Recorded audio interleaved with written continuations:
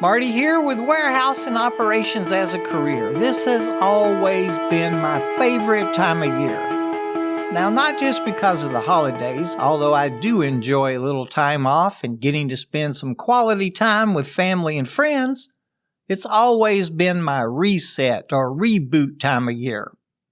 I know a lot of people that look at spring as their reboot season. I don't know, maybe because one year is closing and another one is opening. For me, reflecting on the last 52 weeks and planning for the next 52 just gives me pause, and I look forward to it. So let's see, we've been at this now for just over 7 sets of 52 weeks, or a little over 7 years. When I started the podcast, I envisioned doing 50 episodes, and here we are at 347. Okay, 2025, what a year, right? This year we covered a wide range of topics. We've talked about 32 different light industrial tasks or different positions. We've learned a little about handling our finances, a lot about the supply chain, and spoke about the many different career opportunities in this industry. I hope we're all a little better off and more prepared for and in our careers for it. I'd like to make this first episode of 2026 about reflection, planning, professionalism, and purpose. I was telling a group of managers and facility managers yesterday that purpose is going to be my go-to word for the first quarter. I'm making purpose about ethics and commitment. It's about doing the job right, even when the job isn't glamorous. And most importantly, it's about understanding that this is a long game, and the end goal for all of us is retirement, not burnout, definitely not injury, and not regret in any form or fashion. This year, I've had the fortune to see at least 3 people advance into executive management positions, and I think 2 directors moved up to VP roles. Well over 14 members from the floor promoted to supervisors, and I think 9 individuals moved into lead roles, and a wealth of associates moved into other departments or different tasks. Now on the negative side, no, that's not the right word, not negative.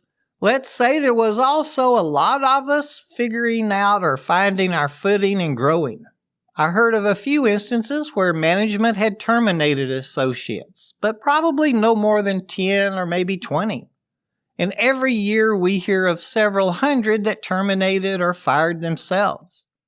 Remember now, we've talked about those attendance rules, tardy rules, safety rules, and how insubordination, losing our tempers, or just accepting a position that wasn't a good fit for us. What else? Oh, the no-call, no-show. Things like that, I think we can all agree we kind of ended our own positions. But you know what? That's okay. I'm sure we learned from it, and we'll take that knowledge to our next opportunity.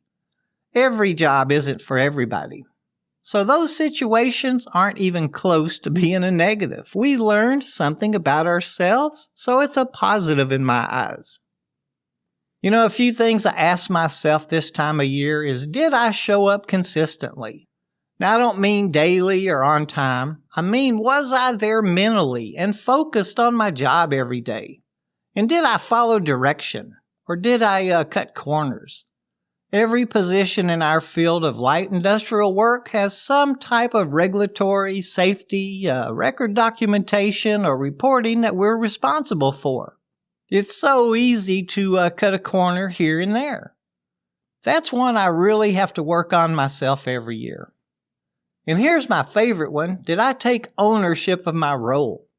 This is a hard one, and I'd like to say I did a good job with it this year. And of course, I have to ask myself, did I improve my skills every month, or did I just repeat the same month 12 times? I've definitely learned that growth doesn't come from activity alone. It comes from intentional improvement. You can work hard and still stand still if you're not learning, listening, and adjusting when necessary. And as we've learned, that's especially true in the light industrial world. Warehousing, manufacturing, and transportation demand discipline, precision, and trust. This isn't a place where chaos is going to survive for very long. Another word I've taught to this year was ethics. Ethics aren't just about stealing or dishonesty. Ethics show up in whether you follow safety procedures, even when a supervisor isn't nearby, and whether you handle equipment responsibly, and whether you raise your hand when something goes wrong. Ethics are about doing the right thing when it would be easier not to. In our industry, ethical shortcuts can get people hurt. They damage equipment and they cost jobs. They end careers early. And they don't stay hidden for very long. The associates who last, the ones who get promoted, trusted, and grow, are the ones management never has to worry about regarding rules and procedures being followed. And that makes me think about commitment. I made like 25 commitment forms this year for a host of different positions. I think somewhere along the way, the idea of job commitment got twisted. Now, commitment doesn't mean giving your life to a company. It simply means doing what we said we'd do, showing up when we said we would, being dependable, taking responsibility for our role, and understanding that our actions affect others. Sounds simple, right? In a warehouse, one person not doing their job can create downstream chaos. Missed picks, delayed trucks, overtime, safety risk, all because someone decided their role wasn't that important. We learned this year that they are all important. I forgot what episode we said, every role matters, every shift matters, every decision matters. Commitment isn't old-fashioned. We just need to bring it back into the fold. Oh, here's one. I hear it all the time, and you know it makes me frown. It's just a warehouse job. No, it's a professional environment with real risk, real responsibility, and real opportunity. Professionalism shows up in how we speak to our coworkers and supervisors, how we handle feedback, how we accept and wear our PPE, and how you treat equipment and safety procedures. One thing I shared with an unloader this week was, you don't become professional after you get promoted. Professionalism is what earns you that promotion. People notice the associate who listens, adapts, and carries themselves with respect. They also notice the ones who complain, argue, and resist direction. In the light industrial world, following instructions isn't about control. It's about safety, efficiency, and consistency. We learned this year that procedures are written because someone got hurt, or something was damaged, time was lost, or money was wasted.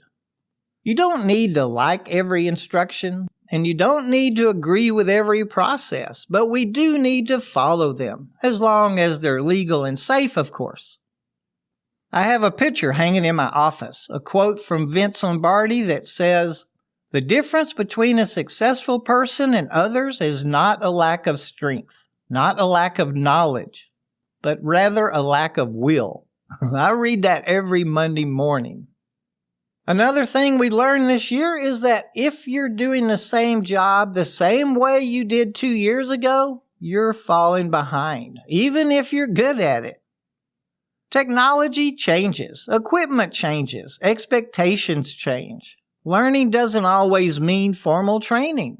It can mean us asking better questions or more questions, watching how the top performers work, and understanding the why behind the process.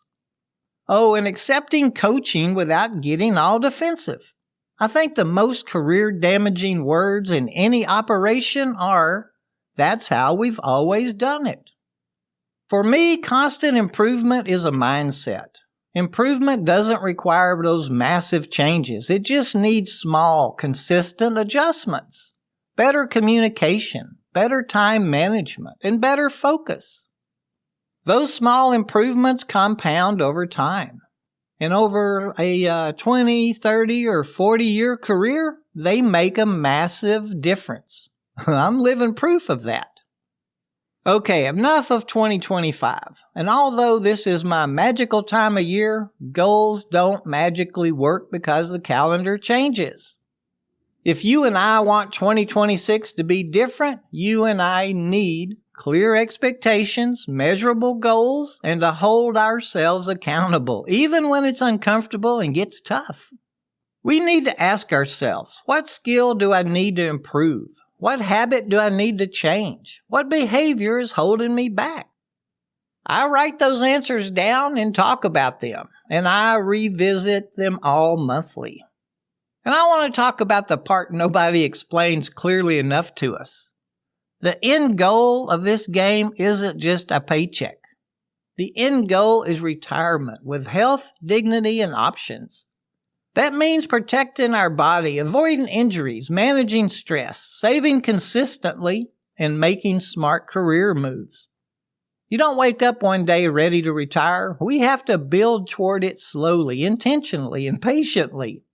Another way to put it is plan for it. Every safe shift, every certification, every promotion, every smart financial decision gets us closer. As we close out 2025, remember this. You don't have to be perfect, but you do have to be intentional. Ethics matter, commitment matters, professionalism matters, and learning matters. And the choices we make today shape the options we'll have tomorrow. So let's all plan with purpose, work with pride, and never forget, this isn't just a job, it's a career, and it's leading us somewhere. So welcome to 2026, another 52 weeks to change what we want.